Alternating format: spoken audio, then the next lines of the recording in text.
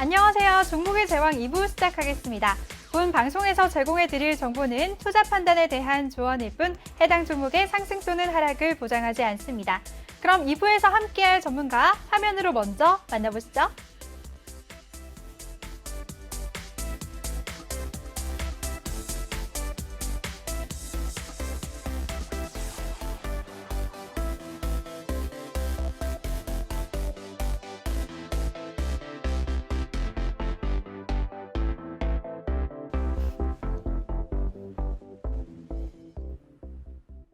네, 여유있고 차분한 신강섭 전문가 나오셨습니다. 전문가님 안녕하세요. 네, 안녕하세요. 네. 소개 멘트 괜찮으셨죠? 네, 오늘은 좀 여유 있고 차분하고 싶어서 네, 국내 증시가 네. 좀 오늘 유열이 낭자해서 맞아요. 좀 살짝 놀랬습니다. 네, 생각대로 이게 전문가들은 언제가 무섭냐면은 그 본인이 생각한 어떤 그런 상황들이 있는데 그 상황이 생각대로 흘러가지 않으면 갑자기 이제 무서워지거든요. 네. 그래서 오늘은 조금 사실 이제 그런 부분을 조금 느껴서 네, 시장도 보니까 어제 다우지수 보고 놀란 가슴, 어제 나스닥 보고 놀란 가슴, 오늘 국내 증시 보고 또 한 번 놀라서 좀 여유 있고 차분하게 좀 소개 좀 해달라고 했더니 앵커님께서 소개 잘 해주셔서 감사드립니다. 네, 아닙니다. 그래도 오늘 시장 때문에 울적해하고 계시는 시청자분들을 위해서 또 붉은색으로 코디하신 것 같아요. 네네네. 그렇죠. 올라라 올라라 하면서 올라라. 네, 붉은색으로 좀 빨간색으로 입어봤습니다. 네, 그 주문이 꼭 받아들여져서 내일 우리 시장은 빨간불 켰으면 좋겠습니다. 네네네. 네, 알겠습니다. 이렇게 안정적인 대응을 하고 싶으신 분들, 우리 신강섭 전문가와 함께 할 수 있는 방법부터 소개해 드리도록 하겠습니다. 노란톡 오픈 채팅 검색창에 종목의 제왕 신강섭이라고 검색을 하시거나 아니면 어렵다 하시는 분들 그냥 핸드폰 카메라로 아래 보이는 QR코드 스캔만 하시면 링크가 뜰 거예요. 그 링크 클릭만 하시면 한 번에 들어오실 수가 있습니다. 네, 그럼 본격적으로 오늘장 얘기 한번 해보도록 하겠습니다. 전문가님, 네. 오늘장 우리 시장 얘기하기 전에 미증시부터 살펴볼게요. 간밤에 미국 상원에 출석한 파월 의장의 언급으로 미증시는 좀 진정이 됐잖아요. 네. 자세히 어떤 일이 있었나요? 일단 파월 의장이 어제 미국 증시를 구해냈다고 얘기해도 과언이 아니고요. 네. 네, 일단은 나스닥 지수가 그 저녁 7시 장전 거래부터 막 폭락세를 시작해갖고 2%, 3% 이상 막 계속 빠졌거든요. S&P 지수 같은 경우도 조금 괜찮다가 막판에 같이 하락을 했고요. 개별 종목들 같은 경우는 거의 눈 뜨고 볼 수 없는 참사가 벌어졌어요. 웬만한 종목들은 다 10% 이상 하락하는 그런 모습을 보이면서 뭐 미국 시장도 어제 뭐 유열이 낭자했고요. 네, 다행히 이제 파월 의장이 발언을 시작하면서 증시가 조금씩 반등하면서 좀 제자리를 오긴 했는데 뭐 간밤에 보지 않으신 분들은 그냥 아침에 일어나서 편하게 보셨겠지만 간밤에 종목들을 관심을 갖고 보셨던 분들은 아마 조금 놀라셨을 것 같습니다. 일단은 그 차트 한번 보면서 말씀드릴게요. 네, 미증시 네. 차트 볼게요. 일단 그냥 일봉 차트로 보면 굉장히 평온해 보이는데 이게 이제 지지를 받고 올라간 것처럼 보이는데요. 분봉 차트를 보면 굉장히 쌍막하게 보이거든요. 그냥 갭으로 떨어져서 쭉 빠지다가 지금 파월 의장이 발언을 하고 나서부터 이렇게 올라갔거든요. 그럼 이제 파월 의장이 어떤 발언을 했냐? 결론적으로는 파월 의장은 사실상 이제 시장에서 듣고 싶은 얘기를 다 했고요. 거의 뭐 천재적인 발언으로 이제 시장을 수습을 했어요. 일단은 인플레는 현재 가벼운 수준이다. 네, 연준은 현재 정책을 계속적으로 유지를 하겠다. 물가나 고용도 아직 연준의 목표 아래 머물고 있고 인플레이션의 가격 상승 압력은 거의 없다. 경제 전망은 여전히 불확실성이 높다라고 하면서 뭐 경제가 좋아져서 어떤 금리를 인상해야 된다 이런 부분을 전부 일축을 했고요. 어떤 그 인플레이션이라든지 아니면 뭐 실업 지수나 뭐 그런 거를 명확하게 언급을 해주면서 이제 그런 부분들에 걱정은 하지 마라. 그리고 경제는 아직 고용이나 물가 목표에 이제 도달하기까지 아직도 멀었고 상당한 추가 진전이 있을 때까지 아직도 많이 남았다. 연준은 모든 도구를 사용해서 경제를 지지할 것이고 어려운 시간에도 그 최대한 견고하게 회복될 수 있도록 연준이 최선을 다해서 돕겠다. 뭐 국채금리 상승에 관련해서는 구체적인 발언은 하지 않았어요. 그 부분을 또 얘기를 했다가 사실 그 부분을 언급을 하기 시작하면 국채금리를 뭐 돈을 풀어서 막겠다 뭐 이런 부분을 얘기하지 않았다 이러면서 또 시장은 또 하락할 수 있거든요. 그러니까 아예 구체적인 발언을 하지 않으면서 의도적으로 조금 무시하는 모습을 보였고요. 그러니까 다른 것들을 대신 언급해주면서 국채금리가 이제 올라가는 부분에 대해서 그 우려하는 물가라든지 뭐 그리고 뭐 금리 상승이라든지 그런 부분에 대한 부분은 이제 언급을 다 해서 그런 부분이 이제 벌어지지 않게 하겠다라고 했고 국채금리는 그냥 의도적으로 좀 언급을 하지 않은 것 같습니다. 그래서 그리고 이제 그 소비자 물가나 이런 게 이제 반등하긴 했지만 지금 뭐 이제 유가나 아니면 굴이나 이제 뭐 그런 상품 가격들이 오르기는 했지만 아직도 회복 안 된 섹터들이 있다. 그리고 아직 12개월 물가는 아직도 2% 미만이다. 지금 현재 한 1.4% 정도로 나와 있으니까 정확하게 수치를 언급해 줌으로써 이제 아직까지 1.4%와 2%라는 아직 괴리율이 많이 남았잖아요. 그러니까 이제 시장에서는 그 부분도 조금 이제 그 안정세를 찾은 것 같습니다. 그래서 결과적으로는 파월은 이제 지금 현재 그런 어떤 경기가 좋아지는 부분들이 당장 금리 인상으로 이어지지 않을 것이다 라는 부분에 대해서 명확하게 언급을 해주면서 시장을 좀 진정시키니까 시장은 이제 이렇게 좀 강한 상승을 보여주면서 좀 안정세를 찾은 것 같습니다. 네네네. 사실상 이제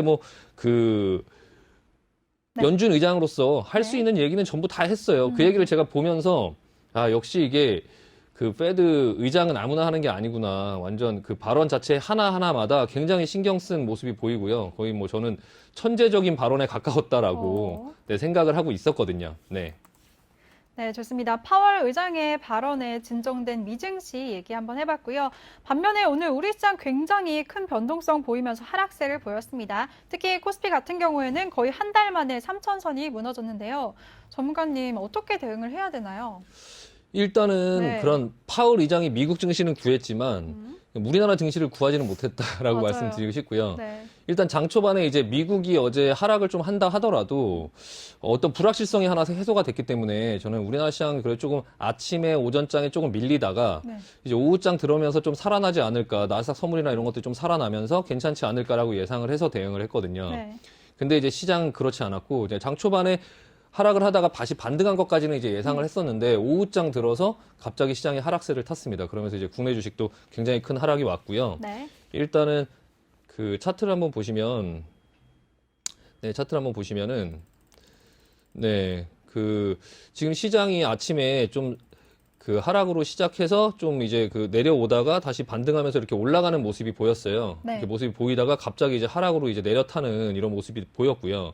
실질적으로 매매 동향도 한번 보면 이제 당일 추이 한번 보면요. 시장이 초반에 이제 지수가 이렇게 상승하는 모습이 나왔을 때 이제 개인들이 초반에 매수를 들어왔었고요. 뭐 기관과 외국인들은 소폭 팔다가 다시 이제 상승으로 따라오면서 시장이 안정화되는 모습이 나왔었는데 갑자기 외국인들이 뭐 어떤 소식을 들은 건지 모르겠지만 갑자기 기관과 같이 뭐 매도세를 확대하면서 결과적으로 시장은 이렇게 밀려 내려왔거든요. 장 막판에 이렇게 들어온 이 매수세는 아마 어떤 시간의 거래에서 어떤 블록들이나 이런 거인 것 같고요. 근데 코스닥의 흐름은 약간 다르거든요. 코스닥의 흐름은 매매 동향은 이제 똑같이 흘러가다가 막판에 외국인들이 이렇게 사는 모습이 나왔어요. 이게 이제 뭐냐면은 외국인이 이렇게 사면서도 지수는 이렇게 계속 흘러내렸거든요.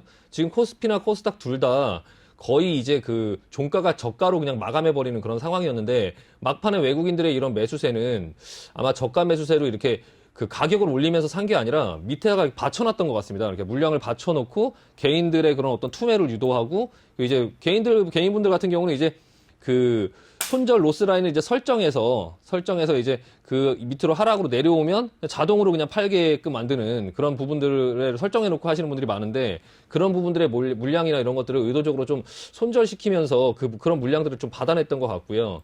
지수의 어떤 그런 차트를 보면은 지금 코스피 위치 자체가 여기 보시면 이전에 이제 요 박스권에 갇혀 있다가 지난번에 상승할 때 다시 밀려 내려오고 오늘 반등해서 이 부분 위에는 최소 터치를 할 줄 알았는데 터치 안 하고 그냥 그대로 밀리면서 이전 하단까지 밀렸고요. 지금 3천선이 깨지긴 했는데요. 네. 그 밑에 이제 목표치를 보면 2,950이 있고 이 밑에가 깨지면 굉장히 그 밑에 하락폭이 굉장히 크거든요. 그러니까 어느 정도 조금 시장을 조금 유심히 보면서 좀 대응을 해야 되지 않나. 반면에 이제 코스닥 같은 경우는 한번 보시면 지금 코스피가 오히려 이제 하락을 해서 어느 수준을 이탈하면 그 밑에 하락폭이 이제 굉장히 크게 남아 있어요. 그래서 지금 코스피 일봉으로 보면 아직 61선이 밑에 지지선으로 대기하고 있는 것처럼 보이지만 이 부분이 깨지면 좀 밑에 하락이 조금 클 수 있다라는 부분에 대해서 조금 한번 보여드리고 지금 코스닥 같은 경우는 먼저 조금 많이 내려왔어요. 보시면은 이제 코스닥 같은 경우는 그 이전에 이제 그 박스권이 이제 요 부분에서 계속 왔다 갔다 했는데 이 박스권을 이탈을 했고요.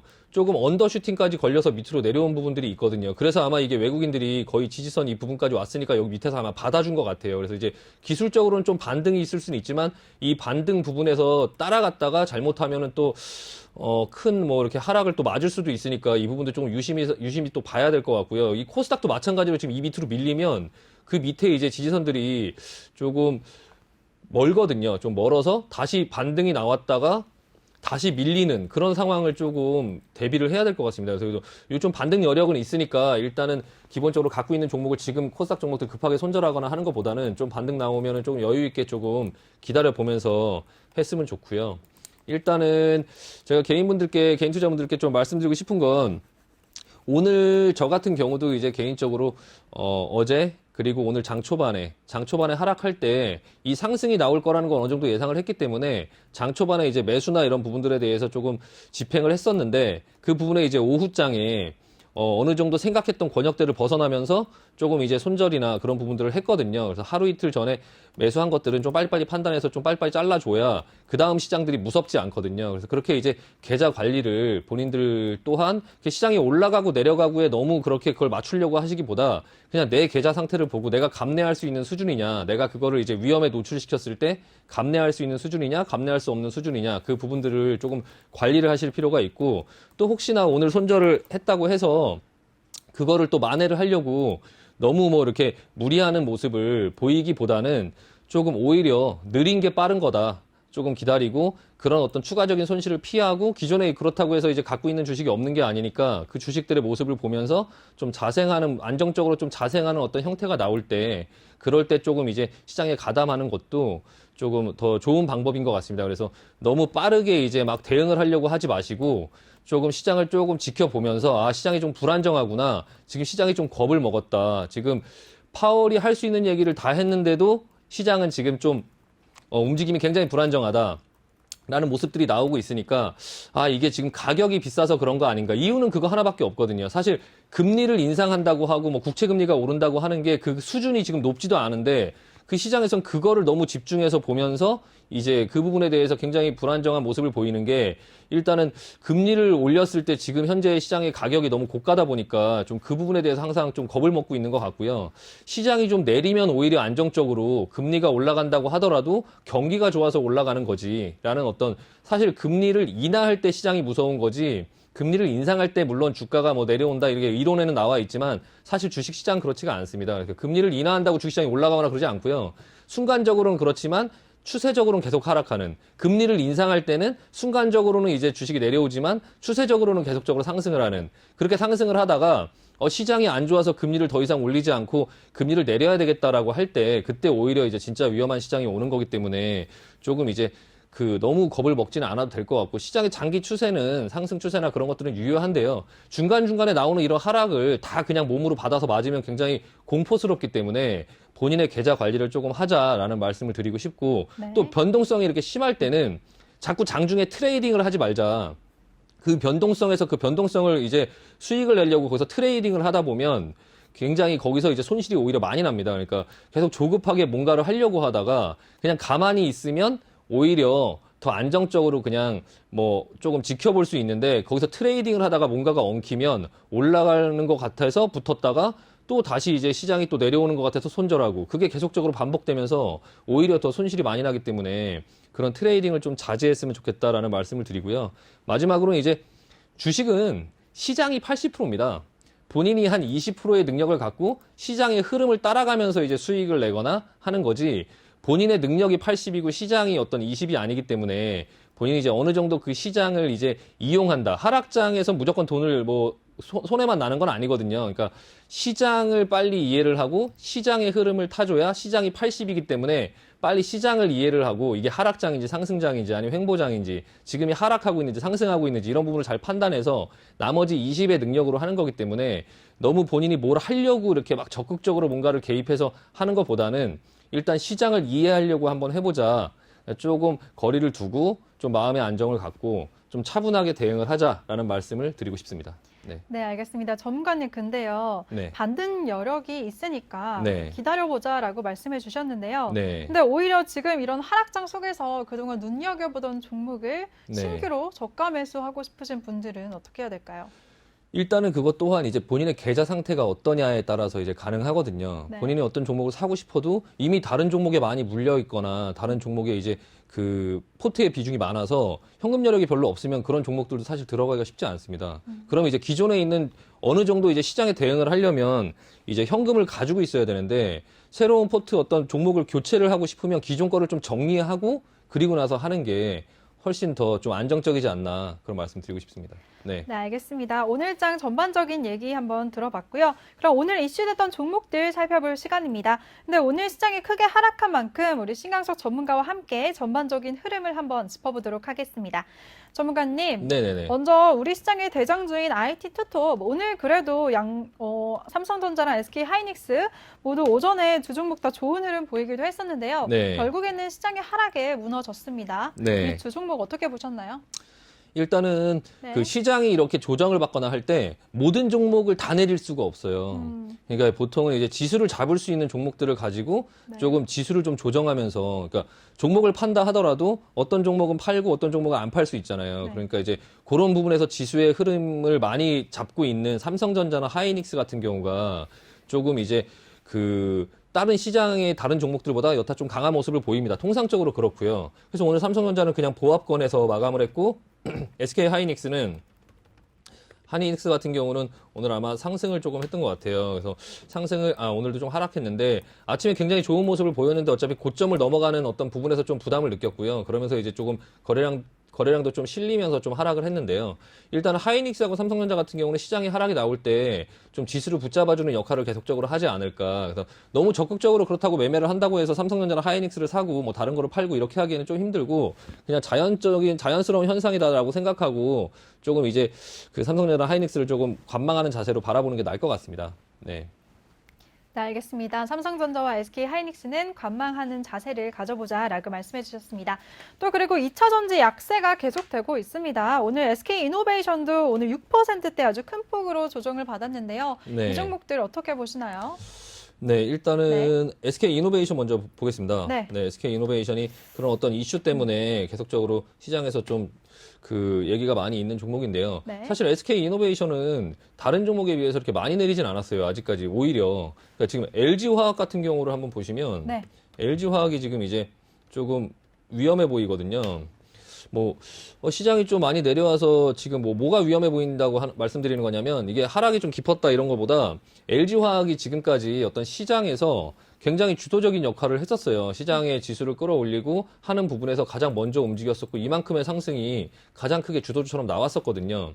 근데 이 종목이 지금 60일선을 먼저 이탈을 했거든요. 볼린저 밴드 하단에 왔는데도 여기서 저가 매수가 붙어줄 줄 알았더니 그게 아니라 지금 소송을 이겼음에도 불구하고 지금 60일선을 먼저 이탈을 했어요. 근데 이제 그 부분이 조금 약간 눈여겨서 보이거든요. 왜냐하면 코스피 시장은 아직 60일선을 이탈을 안 했는데 지금 이렇게 대장주들이 60일선을 먼저 이탈하면 그게 이제 뒤따라서 이제 그 코스피 시장이나 아니면 다른 종목들이 전부 60일선을 이탈하는 그런 현상들이 나오니까 그 부분 조금 유심히 보고 있어요. 그래서 제가 이걸 보면서 좀 무섭다라고 얘기하는데요. 일단 여기 지금 보시면은 여기를 지켜야 될 자리를 그냥 이탈했거든요. 이게 지금 어떤 그런 다른 어떤 영향을 주지 않는 뭐 작은 주식이라고 하면 신경을 안 쓰겠는데 이게 어쨌든 간에 시장이 또 대장주가 하나다 보니까 조금 신경을 쓰고 보고 있고요.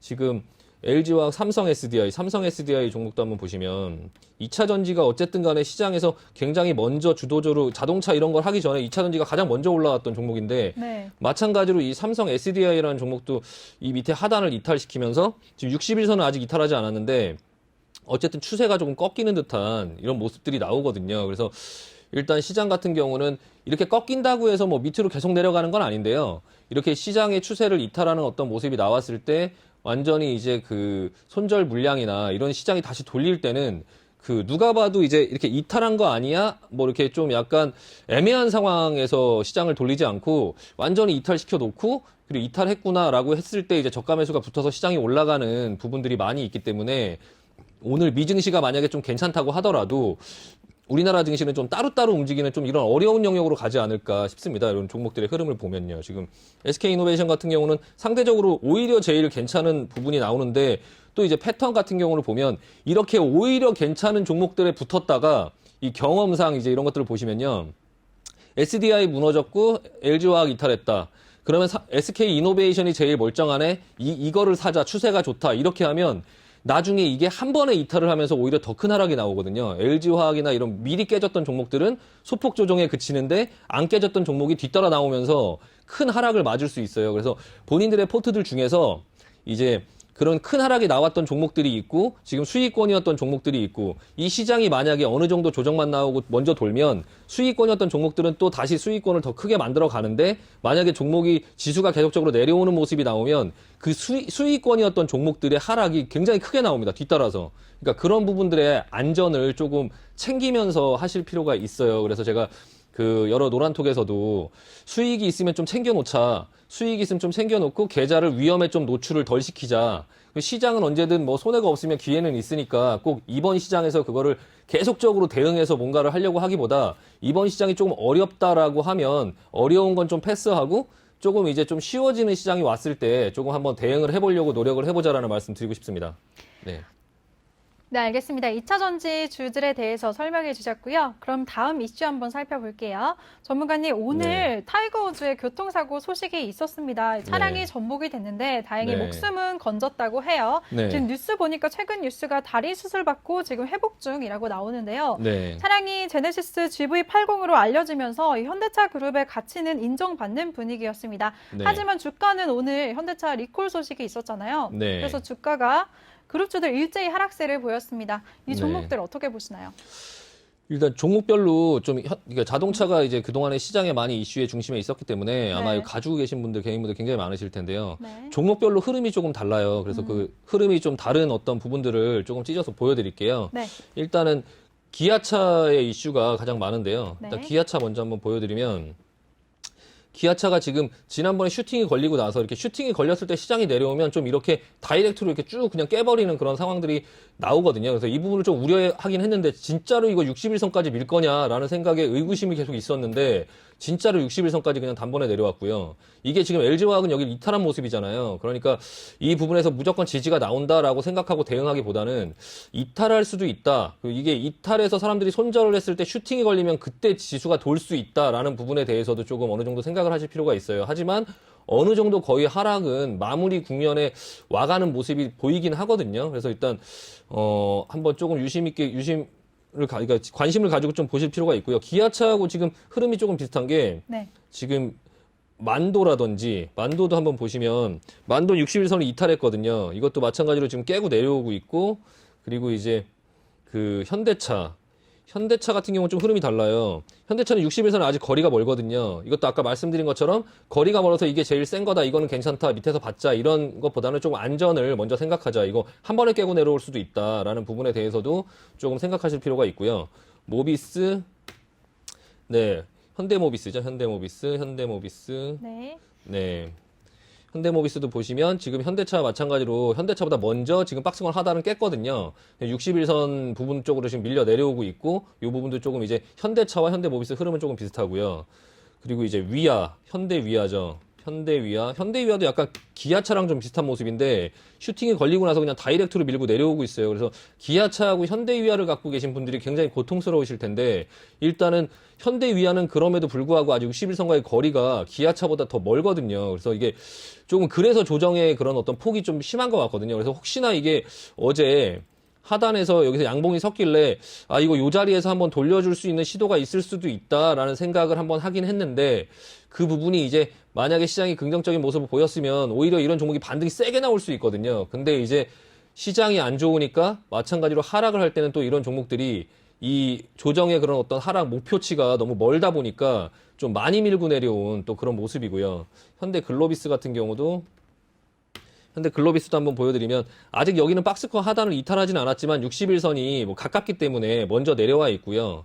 지금 일단 뭐 추세나 그런 부분들은 다른 종목들보다는 조금 괜찮긴 하지만 시장이 내려가면 뭐 이것도 마찬가지로 이 어떤 추세나 이런 게 깨지지 않는 모양이 나오지 않을 수가 없기 때문에 좀 좀 관심을 가지고 오늘도 6% 하락, 좀 굉장히 큰 하락이 나왔는데 저도 이 종목을 좀 가지고 있다가 실전에서는 조금 약간 어제 매수했던 종목 그 비중 같은 경우는 좀 비중을 줄이긴 했거든요. 그래서 조금 그렇게 본인들 포트에서 뭐 이거를 뭐 최저점에서 산다. 그리고 갖고 있는 걸 가지고 무조건 버틴다 이런 것보다는 내 계좌를 관리를 좀 하면서 위험에 노출을 좀 덜하고 좀 내려오면 손해가 있더라도 조금 이제 팔아서 좀 마음의 안정을 찾고요. 그리고 나서 시장의 어떤 나오는 모습들을 확인하면서 계좌를 끌고 가야 사실 일상생활에 지장을 받지 않으면서 좀 주식을 할 수 있는 방법이거든요. 그래서 오늘 이제 손절하면서 자를 때는 굉장히 고통스럽지만 이게 이제 내일이나 내일 모레나 이런 시장을 이렇게 가만히 들여다보면은 현금이 많은 상태에서 시장을 보면 굉장히 마음이 좀 안정감이 와요. 그래서 이제 그런 부분들을 조금 찾으면서 하셨으면 좋겠습니다. 네. 네, 알겠습니다. 자동차 주들에 대해서 얘기 들어봤습니다. 그럼 이번에는요, 전문가님. 네. 국제유가가 폭등 후에 숨고르기 하면서 소폭 하락했는데요. 정유주들 네. 이제 급락세를 타는 걸까요? 어떻게 보시나요? 일단은 정유주들의 그런 어떤 흐름을 유가를 한번 네. 볼까요? 네, 유가 지금 차트 한번 보시면 네, 일단 기본적으로 뭐 이 화면을 볼 때 일단은 나스닥하고 S&P 선물도 눈에 보이니까 말씀을 드리면 현재는 지금 그냥 보합권에서 왔다 갔다 하고 있습니다. 보합권에서 왔다 갔다 하고 있는데 아직은 장이 열리지 않았고 장전 거래는 하고 있지만 장이 열리면 흐름은 갑자기 빠르게 바뀔 수 있어요. 그래서 이제 장전의 흐름이나 이런 부분으로 뭐 장 흐름까지 예상할 수는 없지만 지금 현재는 좀 안정된 모습이고요. 유가 같은 경우도 어제 많이 빠지다가 여기 보시다시피 이제 아래 꼬리를 달고 올라와서 장의 흐름과 시장의 흐름과 좀 비슷한 모습을 보이긴 하는데 이 부분이 이제 4월 달에 어떤 그런 증산이라든지 그런 부분에 이슈가 겹치면 조금 뭐 조정이 나올 수도 있다. 지금 이제 좀 많이 올라서 숨고르 장세가 나올 수 있다라는 그런 부분들이 좀 예상이 되고요. 잠시만요. 일단은 그리고 뭐 금이나 그리고 이제 구리 가격 같은 경우도 소폭 그냥 조정을 보이면서 뭐 그렇게 뭐 그 시장의 흐름과는 다르게 좀 안정된 모습을 보이고 있고요. 유가 같은 경우도 지금 계속적으로 뭐 강한 모습을 보이는데요. 일단은 시장의 지수만 조금 많이 흔들리고 시장 자체의 어떤 미국 시장 자체는 어떤 위기가 온 것 같지는 않고요. 사실 지금의 어쨌든 이 시장은 아직도 상승 여력은 남았다, 결론은. 다만 이제 이 시장이 계속 갈 수 없고 중간에 조정을 받는데 그런 조정을 받는 동안에 조금 고통스러운 그런 부분들과 그런 자기의 계좌 관리, 위험 관리, 그런 것들을 좀 하면서 가시면 뭐 괜찮을 것 같습니다. 그리고 우리나라 시장에 이제 유가 관련주들 같은 경우, S-오일 같은 경우는 큰 폭의 하락을 했고요. 지금 오늘 시장이 밀리니까 다른 종목들과 마찬가지로 한 7% 하락을 했는데 이게 굉장히 추세가 좋았어요. 추세가 좋았는데 오늘 이제 시장이 밀리면서 같이 그냥 좀 큰 폭의 하락이 나왔고 오늘 보통 이제 한 6, 7% 하락은 대부분의 종목들이 다 맞았거든요. 제가 이제 계속적으로 이렇게 보여드리겠지만 전업종이 지금 다 그렇습니다. 빠르게 진행하면서 이렇게 보여드리면 롯데케미칼도 어제에 굉장히 추세가 좋았고 전고점 뚫는 그런 모습이 나왔는데 마찬가지로 오늘 뭐 그냥 바로 7% 하락 떨어졌고요. 지금 롯데케미칼도 그렇고 대한유화 네 지금 뭐 유가의 어떤 흐름? 뭐 이런 걸 지금 무시하고 우리나라 시장의 종목들은 지금 이거 대한유가도 6% 하락. 이것도 지금 추세 굉장히 좋았는데 그냥 6% 하락 떨어졌고요. 금호석유. 네. 이게 시장의 그런 모습입니다. 금호석유도 마찬가지로 9% 하락. 그러니까 뭐 유가가 올라도 유가가 오른다고 이런 종목들 또 내려올 때 저가로 잡는다 이렇게 하고 잡으면 이렇게 좀 큰 폭의 하락을 맞을 수 있으니까 어떤 그런 지표들을 보시면서 하시긴 하시되 이런 개별 종목의 흐름을 무시하지 말자. 그러니까 전반적으로 이제 시장의 지수가 밀리면서 지금 뭐 하학주 또한 마찬가지로 자동차 뭐 이런 거와 마찬가지로 같이 큰 폭의 하락이 나오고 있습니다. 네. 네, 알겠습니다. 화학과 정유 업체들까지 살펴봤고요. 또 원자재 슈퍼사이클이라는 소식에 강세 보였던 철강주들, 오늘 현대제철 같은 경우에는 3.98% 밀리기도 했어요, 전문가님. 네. 이 종목은 앞으로 전망 어떻게 보시나요? 지금 현대제철도 그래프 보시면은 지금까지 굉장히 좋은 흐름을 보였었는데요. 일단 흔히 뭐 어깨라고 얘기하는 내려왔다 다시 반등이 나왔을 때 반등이 세게 못 나오고 지금 21선에 눌려갖고 밀려 내려가고 있거든요. 이것도 그냥 시장이 지금 조정이 나올 것 같다라는 어떤 모습을 시그널을 지금 보여주고 있는 거예요. 지금 철강 같은 경우도 그렇게 크게 지금까지 많이 움직이지 않았던 종목인데 지금 하락하고 나서 반등을 못하고 옆으로 기다가 지금 21선에 맞아서 다시 상승하려고 하는 모습이 나왔다가 그 타이밍에서 지금 오늘 밑으로 깨졌거든요. 지금 포스코라는 종목도 한번 보시면 이 종목들이 지금 철강이나 이런 이슈 말고도 지금 수소차에 관련돼서 어떤 수소 생산, 지금 철강 주식들이 전부 이렇게 에너지 업체로 변신하려고 하는 어떤 그런 모습도 좀 나오고 있거든요. 그러니까 어떤 에너지원 이런 거를 이제 그 개발해서 뭐 현대차하고 협력해서 어떤 사업을 하겠다 이런 것들을 계속적으로 하고 있는 게 이 포스코인데 포스코 같은 경우도 마찬가지로 추세에서 하락했다 다시 대반등 나올 때 기존에 이제 고점으로 향해서 이제 가던 부분들이 좀 오늘 조정이 나오면서 조금 이제 눌려가는 모습들이 좀 나오고 있고요. 이것도 이제 시장의 어떤 조정이나 이런 부분의 시그널을 좀 보여준 것 같습니다. 네. 네, 알겠습니다. 철강 업체들까지도 한번 살펴봤습니다. 이번에는 다음 이슈 살펴볼게요. 오늘 SK그룹이 SK바이오팜 지분 11%를 매각했다는 소식에 오늘 급락세 보였습니다. 17%대 급락했는데요. 이 정도 네. 보유하신 분들 어떻게 해야 될까요? 일단은 지금 네. SK바이오팜이 이 SK바이오사이언스의 그런 어떤 상장 기대감 때문에 계속적으로 들고 계셨던 분들이 좀 있을 거라고 생각이 되는데 오늘 일단 이 악재가 터지면서 저점을 그냥 갭으로 떨어져 버렸어요. 그래서 사실은 원래 이게 아침에 그냥 소폭으로 어느 정도 밀리면 이건 전부 사실 기술적으로 손절해야 되는 자리였거든요. 근데 너무 많이 밀려서 한 10% 이상 동시호가의 갭으로 떨어졌기 때문에 그래서 양봉이 나오는 척 하면서 좀 반등을 주다가 다시 밀리면서 이제 그 이후의 흐름을 조금 보려고 했는데요. 시장이 뭐 그냥 뭐 쓸려 내려가면서 그냥 같이 그냥 쓸려 내려왔습니다. 마이너스 17% 이런 대형주가 마이너스 17%를 맞으면서 지금 기전에 이제 그 상장하자마자 상한가를 갔던 그 구간까지 지금 밀고 내려왔거든요. 근데 이게 지금 거래량도 이렇게 많이 터진 건 블록딜을 아마 오늘 한 것 같아요. 그래서 이제 거래량이 좀 많이 터진 것 같고요. 그 외국인들 같은 경우도 지금 플러스 뭐 6천억 이런 부분에 아마 SK바이오팜의 영향이 있지 않나라는 생각이 들고요. 지금 이 부분에서는 앞으로 조금 반등이 나오면 이 오버행 이슈가 쉽게 그렇게 없어지지는 않을 것 같은데 조금 반등이 나오면 SK바이오사이언스하고는 조금 별개로 놓고 좀 개별적으로 대응을 해야 될 것 같은 모습입니다. 그래서 SK바이오 그 사이언스 같은 경우가 3월 18일 날 이제 뭐 코스피에 상장한다 이런 얘기가 나오면서 지금 SK케미칼 관련주들이 지금 오늘 흐름이 괜찮았거든요. 이 부분도 지금 한번 보시면 제가 이거 맨날 얘기하는 거 말씀드리고 싶어요. 히든카드 보지 말자. 이거 SK케미칼 오늘 반등 나올 때 이거 지금 이제 상장 어떤 거 한다라고 하면서 이렇게 반등이 나올 때 그 어느 정도 좀 정리를 하시려고 하는 매도 마인드를 좀 갖자. 보시면 그 전에 이거 뭔가요? 이 앞에. 예. 그 전에 이미 벌써 SK바이오팜 그리고 SK바이오팜 상장하고 나서 밀렸죠. 근데 SK바이오사이언스가 아니었다면 이거 계속 아마 흘러내렸을 겁니다. 근데 SK바이오사이언스가 있었기 때문에 지금 여기서 자리를 지켜주고 있는 거예요. 기다리고 있는 거죠. 근데 만약에 SK바이오사이언스 그 부분이 오늘 시장에 나오면서 오늘 한 5%, 6% 이렇게 반등이 나올 때 이게 뭐 어디까지 올라올지는 모르겠지만 이 고점을 넘어서 가기에는 사실 좀 무리가 있다라는 부분이 보여지고요. 지금 이미 벌써 시장에 상당 부분 많이 반영이 됐기 때문에 지금 나오는 이 반등의 상승이나 이런 부분들을 이걸 뚝 이거 100만 원 간다 뭐 이런 어떤 것보다는 그냥 적당히 챙기자. 지금까지 많이 보셨잖아요. 셀트리온 치료제 나왔을 때 그런 흐름도 그렇고 그러니까 좀 반등 나올 때 조금 매도 마인드를 갖자라는 말씀 드리고 싶습니다. 네. 네, 알겠습니다. 반등 나올 때 매도 마인드 갖자고 말씀해 주셨습니다. 네, 그럼 반면에 오늘 아스트라제네카 백신이 도착을 했습니다. 드디어 이번 주 금요일부터 접종이 시작이 되는데요. 그래서 그런지 오늘 장 초반에 여행주, 항공주 이런 관련주들이 강세 흐름 보였습니다. 전문가님 이 종목 앞으로 계속 갈까요? 어떻게 보시나요? 여행주는 이제 네. 그 장기적으로는 계속적으로 괜찮을 것 같아요. 지금 미국 시장에서도 지금 카니발이라든지 뭐 아메리칸 에어라인스라든지 그런 부분에 기술주의 하락이 떨어졌을 때 이제 기존에 있는 그 리조트 관련된 뭐 MGM 뭐 이런 어떤 원리조트 뭐 이런 그런 위니조트 뭐 그런 어떤 회사들의 주가 흐름이 괜찮아요. 그러니까 우리나라도 항공주 그리고 뭐 여행주 이런 것들은 조금 흐름이 앞으로 좀 괜찮지 않을까 싶고요. 그 지금 차트 한번 보시면 모두 주가별로 또 이제 회사별로 약간 주가 흐름이 약간 모양이 다르긴 합니다. 먼저 이제 많이 올랐던 이제 인터파크 요즘에 최근 가장 많이 올랐던 인터파크 같은 경우가 여행주로 묶이면서 좀 계속적인 상승이 나왔었는데 지금 오늘 시장이 내리면서 같이 좀 하락이 떨어졌는데요. 여행주 중에는 유일하게 오늘 크게 하락한 주식이거든요. 지금 올라가다가 힘이 계속적으로 올라가서 더 가느냐 아니면 꺾이느냐 조정이 나오느냐 그런 흐름이 보였었는데 지금 조정이 나왔거든요.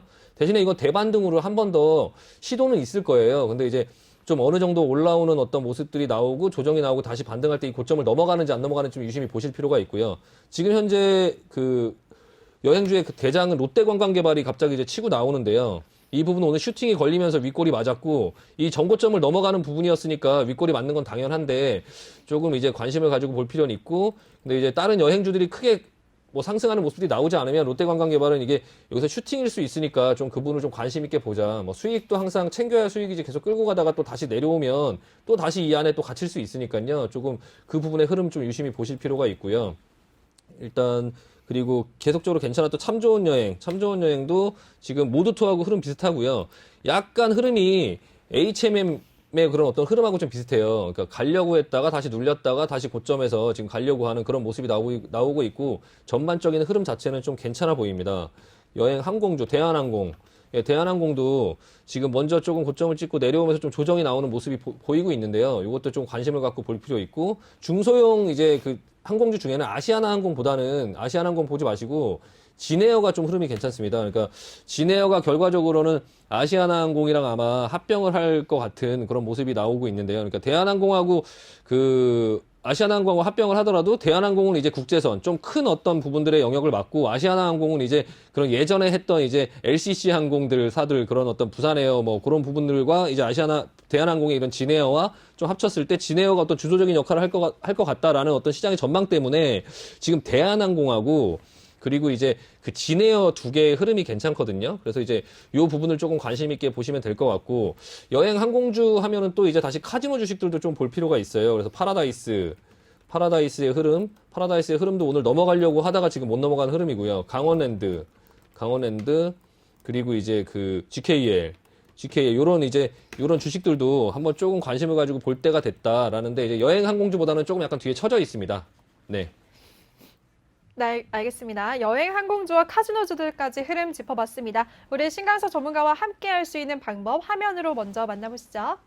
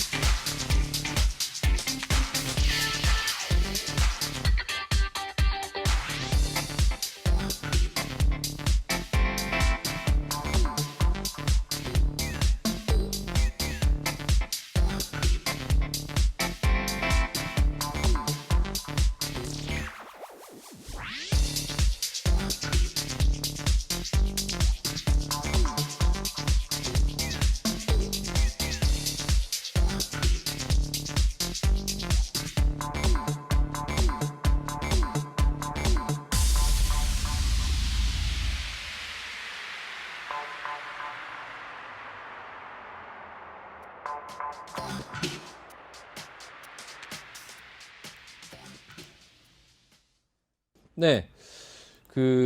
오늘은 그 시장이 조금 불안정한 모습을 보이고 좀 대응하는 부분에 대해서 조금 위주로 설명을 드리다 보니까 시간이 좀 많이 흘렀고요. 제 종목은 사실 지금 뭐 그게 중요한 게 아니에요. 그래서 오늘 제가 추천해드렸던 기존 종목이나 어떤 부분에 대한 리뷰보다는 일단 시청자 종목 상담을 하는 걸로 바로 하도록 하겠습니다.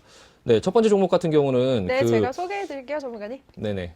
네, 첫 번째 분은요. 닉네임 안님이십니다.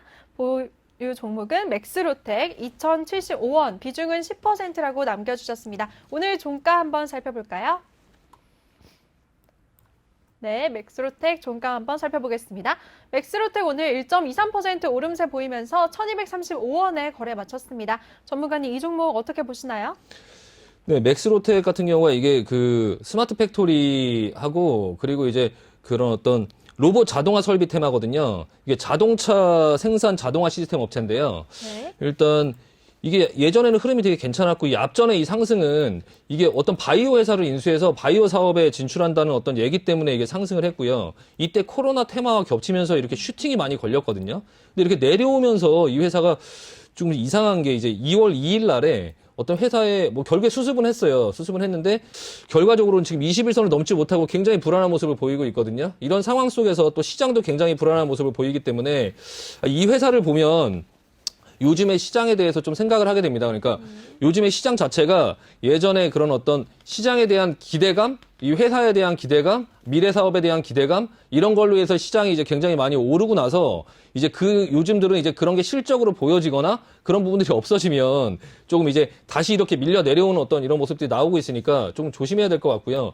일단은 이 종목은 그냥 반등시 매도 의견 드리겠습니다. 이런 시장의 부도설 이런 게 나오면 굉장히 저도 무섭고 약간 그런 부분에 대해서 약간 저도 이렇게 이거 가지고 계신 분들 같은 경우는 얼마나 놀라셨겠어요. 그래서 일단은 그런 부분이 있는 회사를 굳이 불안하게 이게 어음 결제가 안 됐다가 어떻게 수습은 했지만 그 다음번에 어떤 그 다음번에 이런 부분이 굉장히 불안하기 때문에 이제 최대한 좀 빨리 나오자라는 의견 드리고 싶습니다. 네, 알겠습니다. 안님의 맥스로텍에 대해서 반등시 매도 의견 주셨습니다. 꼭 대응 잘 하시길 바라겠습니다. 그럼 바로 다음 분 이어가도록 하겠습니다. 다음은 금주린이 님이시고요. LMS 13,397원, 비중은 15%라고 남겨주셨습니다. 오늘 종가 한번 살펴볼게요. LMS 오늘 4.24% 내림세 보이면서 11,300원에 거래 마쳤습니다. 전문가님, 이 종목은 어떻게 보시나요? 네, LMS라는 이 종목은 예전에는 굉장히 좋았던 종목이에요. 이게 이제 그 LCD 뭐 프리즘 시트를 만드는 회사인데요. 흐름이 굉장히 좋았고 그 전에도 예전에도 굉장히 흐름이 좋았던 모습들이 몇 번 많이 나왔었거든요. 근데 이 회사가 근데 부침이 되게 심해요. 이렇게 좋았다가 또 이렇게 많이 큰 하락을 했다가 이게 지금 27,000원에서 지금 5,000원대까지 떨어졌다가 다시 27,000원이 갔다가 지금 또 다시 내려왔다가 다시 오르는 이런 흐름들이 나오고 있는데요. 지금 현재는 이 회사의 움직임은 그 라이다가 이제 그 자율주행에 필요한 어떤 레이저 시스템인데요. 네. 그 한국 자동차 연구원 등과 함께 이제 고정형 라이다를 국산화를 하겠다라는 어떤 부분 때문에 지금 시장에 좀 관심을 받고 있는 것 같고요. 회사 자체의 실적이나 그런 부분들을 보면 뭐 나쁘지 않아요. 그래서 EPS도 지금 한 작년 기준으로 한 1,200원 정도 되기 때문에 배당도 뭐 이번 연도에 한 200원 정도 했더라고요. 그래서 일단은 그런 배당 여력도 있고 실적 자체도 괜찮고 지금 어떤 그런 미래의 어떤 사업들을 좀 준비하고 있는 이런 흐름 자체의 모습은 좋아 보이는데 시장의 어떤 그런 큰 하락 때문에 조금 약간 같이 밀려 내려오고 그런 모습이 보이긴 하지만 일단은 회사 자체가 뭐 좀 괜찮다 보유 의견 드리고 싶습니다. 네, 알겠습니다. LMS 회사 자체는 좋으니까 보유 의견 주셨습니다. 바로 세 번째 분 상담 도와드릴게요. 돈벌자 님이시고요. 카페24 35,000원, 비중이 크시네요. 50%라고 남겨주셨습니다.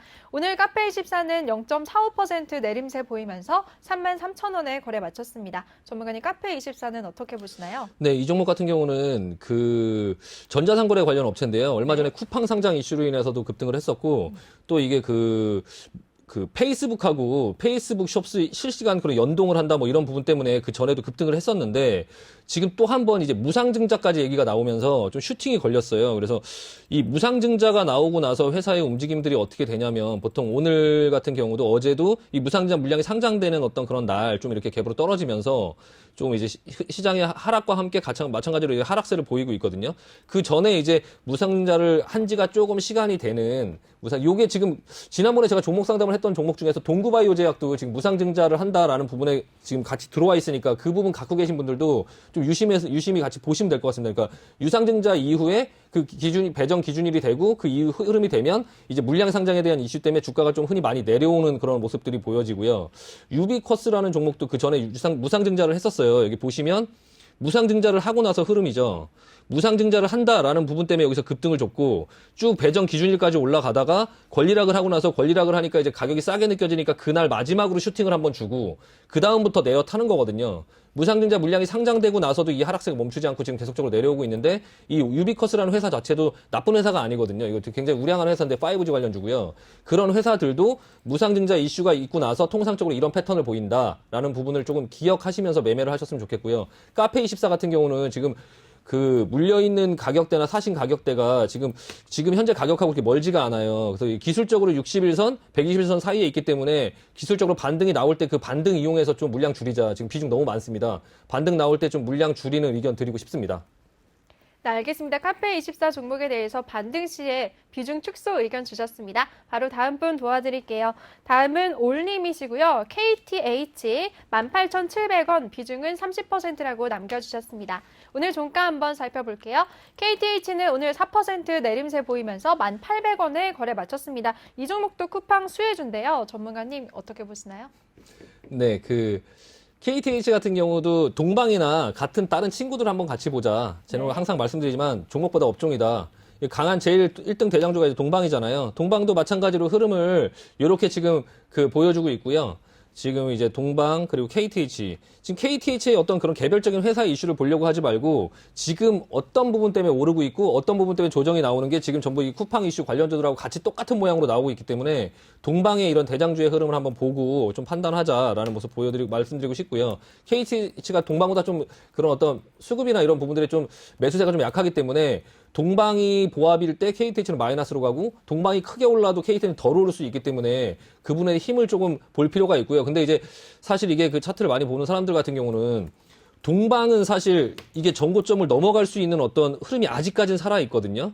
이 점상한가를 갔던 부분에서 크게 멀어지지 않고 있어서 여기서 좀 조정이 나오면서 들썩들썩 하다 보면 이걸 넘어갈 수 있는 마지막 쿠팡이 상장된다 어떤 얘기가 나왔을 때 한번 넘어가서 슈팅이 걸렸다 터질 수 있는 그런 부분이 있지만 KTH 같은 경우는 흐름상 봤을 때 지금 너무 멀어요. 전고점이. 너무 멀어서 이게 한 번에 올라간다고 했을 때 이걸 한 번에 뚫고 넘어가기엔 좀 무리가 있어 보이고요. 쿠팡의 상장 이슈가 이미 앞전에 나왔기 때문에 신선한 재료도 아니기 때문에 시장이 서프라이즈로 이걸 넘어가거나 이러기에는 좀 쉽지 않아 보이거든요. 그렇다고 이게 뭐 실적이 굉장히 좋은 회사도 아니고 그냥 컨텐츠를 제공하면서 앞으로 만약에 실적이 괜찮아진다 하더라도 반등했다가 다시 죽었다가 다시 이렇게 힘을 모았다가 나중에 가는 어떤 그런 흐름이 나올 수 있으니까 일단은 비중 30%면 비중이 좀 너무 많으시고요. 지금 18,000원 부근에서 18,700원 거의 위에서 이제 그 윗꼬리 부분에서 지금 이제 이게 좀 여기서부터 이제 끌려 내려오면서 좀 고통을 겪으셨는데 일단은 비중이 너무 많고 본인의 본정가에 너무 연연하지 말고 손실의 최소화에 집중해서 조금 빠져나오는 거에 집중하자. 그래서 동방이나 이런 흐름 같이 보면서 KTCT, 뭐 동방